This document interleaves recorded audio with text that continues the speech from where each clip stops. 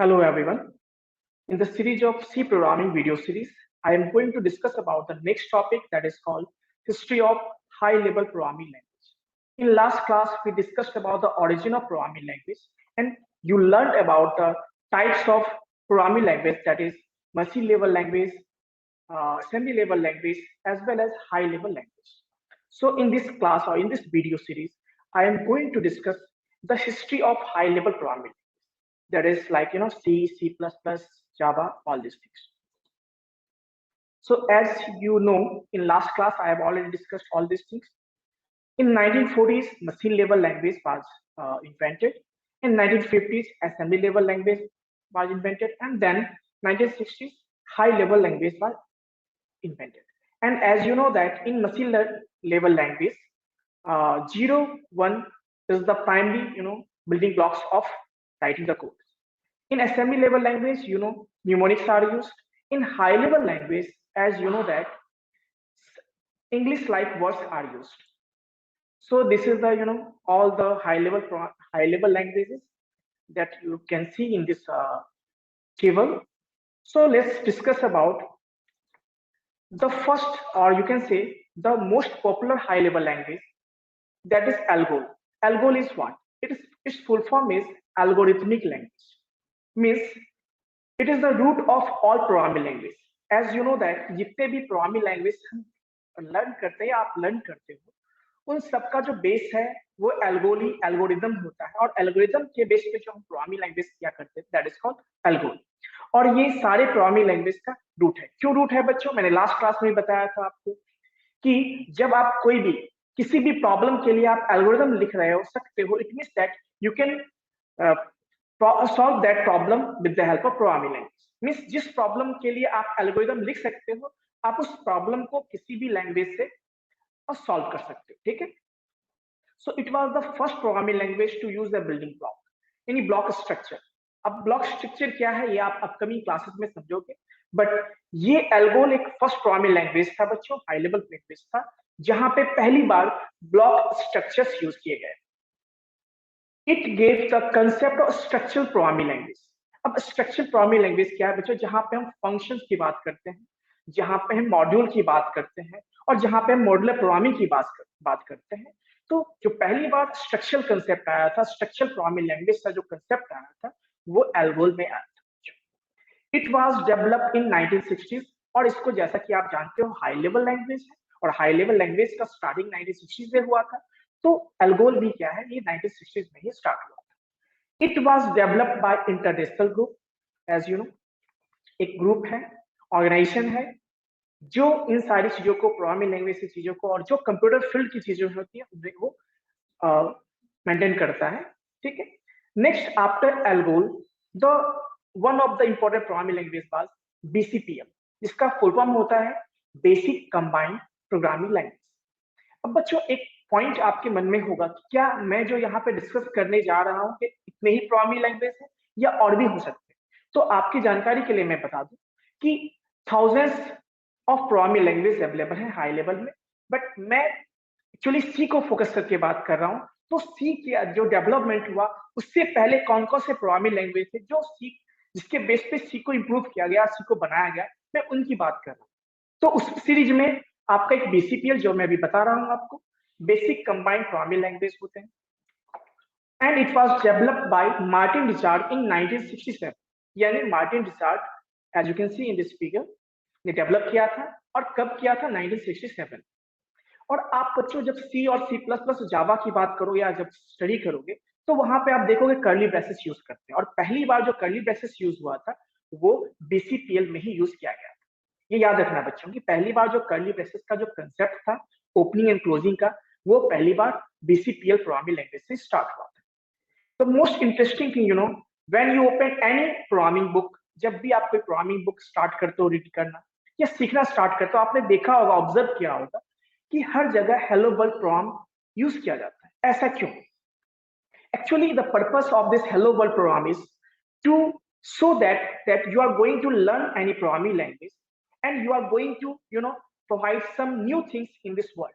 That's why Hello World program लिखा जाता है। और ये जो पहली बार बच्चों लिखा गया था, ये भी BCPL में ही लिखा गया था। अब बच्चों कुछ डिसएडवांटेज की बात करते हैं कि बीसीपीएल का क्या डिसएडवांटेज था, और देन इसके बाद कौन से प्रोग्रामिंग लैंग्वेज आए हम उसको देखें। सो बेसिकली बच्चों बीसीपीएल में एक ही प्रोग्रामिंग लैंग्वेज डेटा टाइप हुआ करता था बच्चों, जिसको हम वर्ड कहते हैं। मीन्स यदि आप न्यूमेरिक वैल्यू रखना चाहते हो तो भी वर्ड यूज करना है आपको, कैरेक्टर के लिए भी वर्ड यूज करना है आपको, स्ट्रिंग के लिए भी वर्ड यूज, जितने भी डेटा आप देख सकते हो उस सब के लिए एक ही डेटा टाइप था बच्चों, दैट वाज वर्ड। ठीक है, देन बच्चों बीसीपीएल के बाद यानी एक नया प्रोग्रामिंग लैंग्वेज बनाया गया, दैट डेवलप किया गया, दैट वाज बी लैंग्वेज। और बी लैंग्वेज की जब बात करते हैं बच्चों, तो it was developed by Ken Thompson in this figure as you can see, and it was developed in 1969। जैसा कि आपने देखा था बीसीपीएल के बारे में, वो 1967 में हुआ था, इसका डेवलपमेंट बच्चों 1969 में हुआ था। और किन्होंने किया था? केन थॉमसन ने किया था बच्चों। It was developed at Bells laboratory, at NP Bells laboratory, USA. USA का एक बहुत ही फेमस लैबोरेटरी है जहां पे कंप्यूटर से रिलेटेड बहुत सारी रिसर्च होते रहते हैं।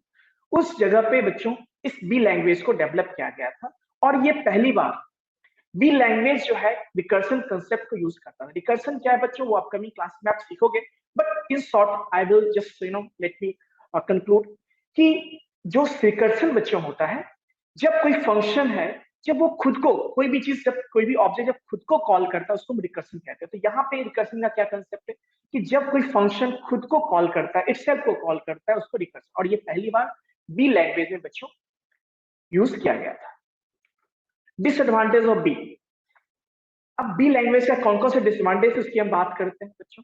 It is a typeless programming language बच्चों। जब आप सी और सी प्लस प्लस या जावा या पाइथन की बात करोगे तो वहां पे आप देखोगे कि हर एक डेटा का अपना डेटा टाइप होता है, बट इस बी लैंग्वेज में बच्चों कोई भी टाइप नहीं था।